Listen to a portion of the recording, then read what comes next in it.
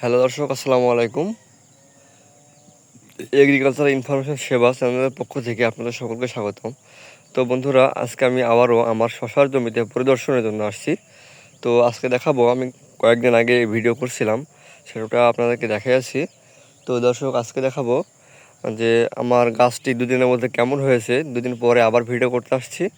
তো চলুন আমার শশার জমিটা পরিদর্শন করি, সেই সাথে আপনাদেরকেও সেই সাথে পরিদর্শন করাই। তো দর্শক, দেখতে পাচ্ছেন শশার জমি।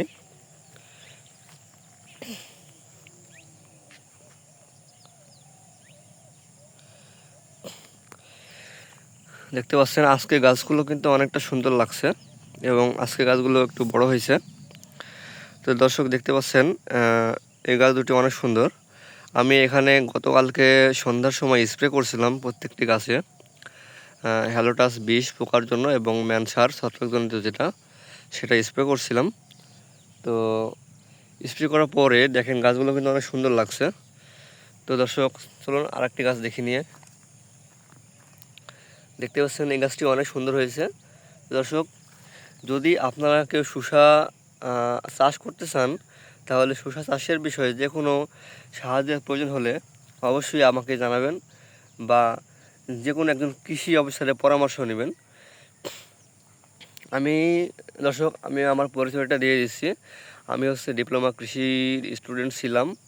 তো আমি বিএসসি কমপ্লিট করছি কৃষির ওপর থেকে। তো দর্শক, দেখতে পাচ্ছেন আমার গাছগুলো কিন্তু অনেকটা সুন্দর। তো আপনারা যদি কেউ শশা চাষ করতে চান, এবছরে কিন্তু প্রচুর বৃষ্টিপাতের কারণে শশা অনেক চাষি আবাদ করতে পারে নাই, অনেক চাষি লাগাতে পারে নাই। দর্শক, আমি আমার বাসায় এই শশার বীজগুলো টপিং করছিলাম ট্রের মধ্যে। টপিং করার পরে গাছগুলো গজানোর পরে আমি আমার জমিতে রোপণ করছিলাম। তো এই জন্য আমি এই বর্ষার মৌসুমে শশাটা আবাদ করতে পারছি, চাষ করতে পারছি। তো দেখতেই পাচ্ছেন আমার শশা গাছগুলো অনেকটা সুন্দর। তো তো দর্শক, দেখতে পাচ্ছেন এখানে প্রত্যেকটি লাইনে কিন্তু গাছ রয়েছে, দুটো দুটো করে গাছ রয়েছে। প্রত্যেকটি লাইনে দুটো করে গাছ রয়েছে, দেখছেন দর্শক। তো এখানে দেখেন দর্শক, আমার কিন্তু একটি গাছ কিন্তু লাইন ছাড়া বেলাইনে পড়ে আছে। মানে যখন আমি চারাগুলো রোপণ করে আমার জমিতে নিয়ে এসে, তখন এই ছোট্ট চারাটি আমার ট্রের মধ্যে কিন্তু গজিয়েছিল না। তো সেই কারণে ওটা আমি মাটিতে ফেলে দিয়েছিলাম। তো দেখেন দর্শক, ফেলে দেওয়ার পরে কিন্তু সেই গাছটা কিন্তু হয়ে গেছে। এটা আমার ফেলে দেওয়া ছাড়া, আর এটা আমার লাগানো, রোপণ করা। ঠিক আছে দর্শক, দেখতে পাচ্ছেন আমার প্রত্যেকটি গাছ কিন্তু অনেক সুন্দর হয়েছে। তো দেখতে পাচ্ছেন অনেক সুন্দর প্রত্যেকটি গাছ। দর্শক, আশা করছি যদি কোনো দুর্যোগ যদি না হয় তাহলে ইনশাল্লাহ আগামী এক সপ্তাহের মধ্যে আমি আমার প্রত্যেকটা গাছের গোড়ায় একটি করে খুস পুঁতবো। একটি করে খুস পোঁতার পরে আমি তখন আমার শসার জন্য বান তৈরি করব। তো ভিউয়ার্স, সেটা আমি পরবর্তীতে আপনাকে দেখাই দেব কীভাবে খুস পুঁততে হয় এবং কীভাবে বান দিতে হয় এবং কীভাবে সুতা বাঁধতে হয়। ঠিক আছে। তো এবছর শসার প্রচুর দাম, আপনারা জানেন। এখন বর্তমান শসার বাজার মূল্য প্রায় 60 টাকার কাছাকাছি কেজি চলতেছে। তো যদি 60 টাকা কেজি হয় তাহলে ইনশাল্লাহ এবছর দামটা প্রচুর বেশি দাম।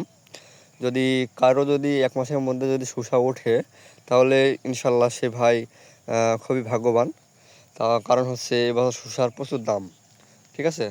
এক বস্তার দামই কিন্তু যদি 60 টাকা কেজি হয়, এক বস্তা সমান 40 কেজির দামই প্রায় 2400 টাকা। ঠিক আছে, 2300 2200 টাকা এরকম হবে হয়তো বা। তো দর্শক, দেখতে পাচ্ছেন এখানে কিন্তু অনেক সুন্দর আমার গাছগুলো। তো এই জমিটা কিন্তু আমার 5 কাঠা। এই 5 কাঠা জমিতে আমার মোট চারা লাগছে, মানে প্যাকেট লাগছে, বীজ লাগছে। আমার এই 5 কাঠার জন্য 2 প্যাকেট বীজ লাগছে। শসার প্যাকেটের ময়নামতি বীজ আমার এই যে শসাটা দেখতে পাচ্ছেন, এটা মালিক সিডের ময়নামতি বীজ F1 হাইব্রিড। ঠিক আছে, মালিক সিডস F1 হাইব্রিড শসার বীজ ময়নামতি। ঠিক আছে, শসার বীজটির নাম ময়নামতি বীজ। ঠিক আছে, ময়নামতি আমাদের এখানে হয় গ্রাম অঞ্চলে। ময়নামতি অনেক সুন্দর হয়। তো দেখতে পাচ্ছেন আমার এই জমিটা কিন্তু 5 কাঠা জমি, তার মধ্যে আমি 4 কাঠা লাগাইছি। 4 কাঠা লাগাতে আমার প্রায় 2 প্যাকেট বীজ লাগছে। তো 2 প্যাকেট বীজ 5 কাঠা জমির মধ্যে আমি 4 কাঠা লাগাইছি, বাকিটুক দেখাচ্ছি আপনাদেরকে আমি বাকি 1 কাঠা জমি কী করছি। দর্শক দেখতে পাচ্ছেন আমার জমির শেষ মাথায় মানে নিচের সাইডটাই দেখতে পাচ্ছেন আমি হচ্ছে এই জায়গাটা অনেকটা কুবাইছি। কুবানোর পরে দেখতে পাচ্ছেন এখানে হচ্ছে কিছু কিছু গাছ দেখতে পাচ্ছেন, এগুলো হচ্ছে মূলা। ঠিক আছে, আমি মূলা বুনেছি।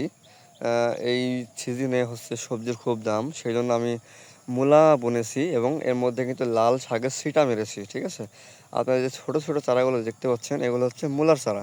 ঠিক আছে দর্শক, আমি এই 1 কাঠা জমিতে আমি মূলা চাষ করছি। ঠিক আছে, 5 কাঠা জমির মধ্যে মূলা চাষ করছি। আর দেখতে পাচ্ছেন মাঝখান দিয়ে যে নালা, এই নালা দিয়ে আমার শসার জমিতে যে পানিগুলো, বৃষ্টির পানিগুলো যদি জমা হয় তাহলে সেই পানিগুলো কিন্তু এই নালা দিয়ে চলে যাবে অন্য জায়গায়। ঠিক আছে, তো দর্শক এই ছিল আজকের ভিডিও।